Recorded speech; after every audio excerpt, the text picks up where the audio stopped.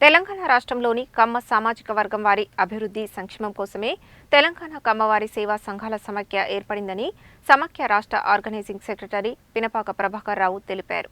MLA Arekapudi Gandhi అధ్యక్షులుగా, CVR channel అధిపతి చలసాని వెంకటేశ్వరరావు గౌరవ అధ్యక్షులుగా ఈ సమాఖ్య ఏర్పడిందని తెలిపారు.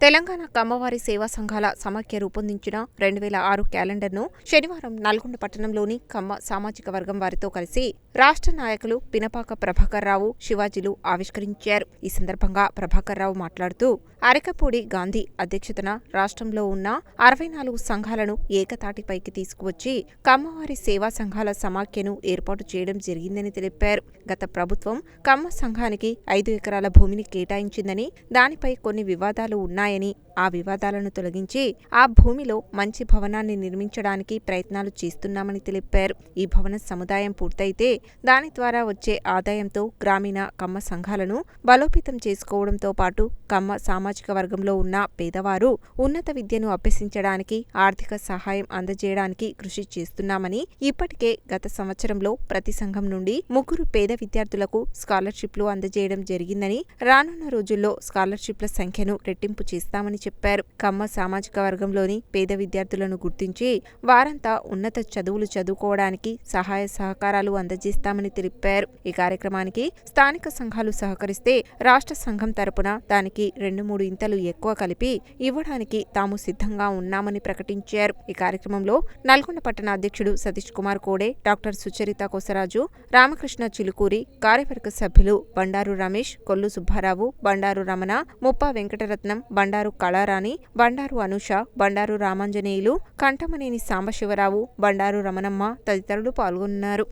ఉమ్మడి ఆంధ్రప్రదేశ్ నుంచి తెలంగాణ వేరుపడిన తర్వాత 2016 సంవత్సరంలో తెలంగాణలో ఉన్నటువంటి కమ్మ సామాజిక వర్గానికి ఒక సంఘం ఉండాలని చెప్పేసి ఉమ్మడి ఆంధ్రప్రదేశ్లో ఉన్నటువంటి సంఘం తెలంగాణ ఏర్పడిన తర్వాత కూడా ఇక్కడ కూడా సపరేట్గా ఒక సంఘాన్ని ఏర్పాటు చేసుకొని ఆ సంఘానికి కమ్మవారి సేవా సంఘాల సమైక్య అని పేరు పెట్టుకొని దానికి అరకపూడి గాంధీ గారు అధ్యక్షతగా కొనసాగుతూ ఉన్నారు.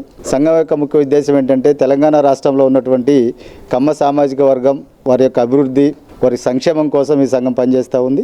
దీనికి గౌరవ అధ్యక్షులుగా అమీర్పేట కమ్మ సంఘం అధ్యక్షులు సివి రావు గారు అని చెప్పేసి image hospital CVR channel owner, ఆయన గౌరవ అధ్యక్షులుగా ఉన్నారు. వారు అధ్యక్షులు గాంధీ గారు సారథ్యంలో రాష్ట్ర వ్యాప్తంగా ఉన్నటువంటి 64 సంఘాలను ఏకతాటిపైకి తీసుకొచ్చి ఈ సంఘాన్ని ఏర్పాటు చేసి ముందుకు వెళ్ళటం జరుగుతూ ఉంది.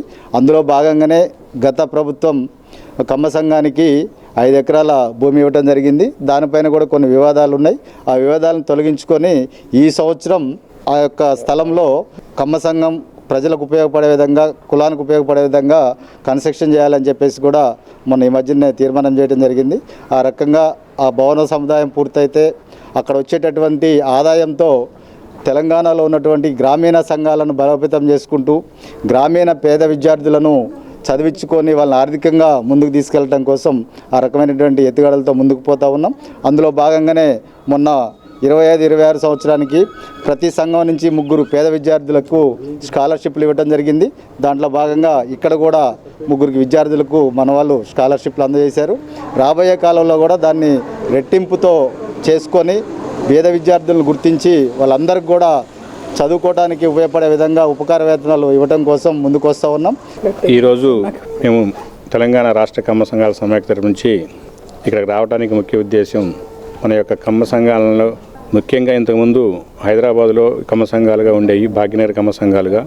ఆ తర్వాత అరకపూడి గాంధీ గారు ఆయన ఒక ఆలోచనతోటి మన టౌన్లోనే కాకుండా కూడా అన్ని రూరల్ సంఘాలని బలోపేతం చేసే ఒక ముఖ్య ఉద్దేశంతో మన సామాజిక వర్గంలో బడుగులు చాలామంది ఉన్నారు. వాళ్ళని కూడా ఆర్థికంగా ఎంతో తోడ్పడాలనే ఉద్దేశంతో విద్య, వైద్యం ఇటువంటి విషయాల్లో రూరల్ సంఘాలను బలోపేతం చేయాలని ఒక ఉద్దేశంతో పోయిన గవర్నమెంట్లో కూడా 5 ఎకరాలు మనం గచ్చిబౌలిలో స్థలాన్ని కేటాయించడం జరిగింది. ఆ స్థల బిల్డింగ్ నిర్మాణం కనుక జరిగితే దాని మీద వచ్చే రెవెన్యూ ఆదాయంతో సంవత్సరానికి ఒక 100 కోట్ల ఆదాయం వచ్చేటట్టు దాని మీద పెట్టుకుని దాని గురించి మన యొక్క అన్ని సంఘాలను బలోపేతం ఒక ముఖ్య ఉద్దేశంతో మమ్మల్ని పంపించడం జరిగింది. రోజు కమ్మ సంఘానికి చెందిన రాష్ట్ర నాయకులు నల్గొండకు రావటం, మేమందరం వారిని కలుసుకునే అవకాశం కలగటం ఎంతో సంతోషాన్ని ఇస్తుందండి. ఈరోజు క్యాలెండర్ ఆవిష్కరణ జరిగింది. ఈ కుల సంఘాలు అన్నవి, కులం అన్నది మన కల్చర్లో ఒక భాగం కాబట్టి కుల సంఘాలు అన్నది మనం ఒకళ్ళ గొప్పలు, ఎవరి గొప్పలు వాళ్ళు చెప్పుకోవటానికి కాకుండా నలుగురికి ఉపయోగపడే పనులు చేయటానికి ఈ సంఘాలు ఉపయోగపడుతూ ఉంటాయి. ఈ సంఘం ద్వారా మన సోదరుల గురించి మనం తెలుసుకోవటం, మనలో మనకు ఐక్యత పెంచుకోవటం, అలాగే మన సమస్యలు ఏవో మనం చర్చించుకోవటానికి, ఆ సమస్యలను ఎలా పరిష్కరించుకోవాలి అని తెలుసుకోవటానికి, మనలో ఉన్న బడుగు వర్గాలు కానీ ఆర్థికంగా తక్కువగా ఉన్న వారికి మనం సహాయం చేయడానికి, అలాగే మన ఇంతకుముందు మనం ఉన్న నాయకులను తలుచుకొని ఎంతో స్ఫూర్తిదాయకంగా ఉన్న లీడర్స్ ఉన్నారు. ఉదాహరణకు ఎన్టీ రామారావు గారు, ఇట్లాంటి వారందరినీ మనం తలుచుకొని వారి నుంచి స్ఫూర్తి పొందడానికి ఈ కుల సంఘాలను కేంద్రంగా పనిచేయాలి. ఈ సంఘాల ద్వారా ఇప్పటి వరకు మా కమ్మ సంఘం ద్వారా ఎంతోమంది విద్యార్థులు చదువుకున్నారు. ఎన్నో విద్యా సంస్థలు, హాస్పిటల్స్ ఇలాంటివి ఎన్నో ఉదారంగా పేద ప్రజలకు ఉపయోగపడే పనులు చేస్తూ ఉన్నారు. ఈ కార్యక్రమాలన్నీ ఇంకా విస్తరించాలని, ప్రజల్లో ఒక కమ్మ కులానికే కాకుండా అన్ని కులాల వాళ్ళకి మా సేవలు విస్తరించాలని నాయకులను కోరుకుంటున్నారండి. తప్పకుండా ఆ దిశగా మేము పనిచేస్తాం. మన ప్రస్తుతం వేరే జిల్లాలతో పోల్చుకుంటే మనం చాలా ఈ సంఘం విషయంలో చాలా వెనుకబడి ఉన్నాం. మనం చాలా పురోగతి సాధించాలి. మన కాడ చాలా యూనిటీ తగ్గింది.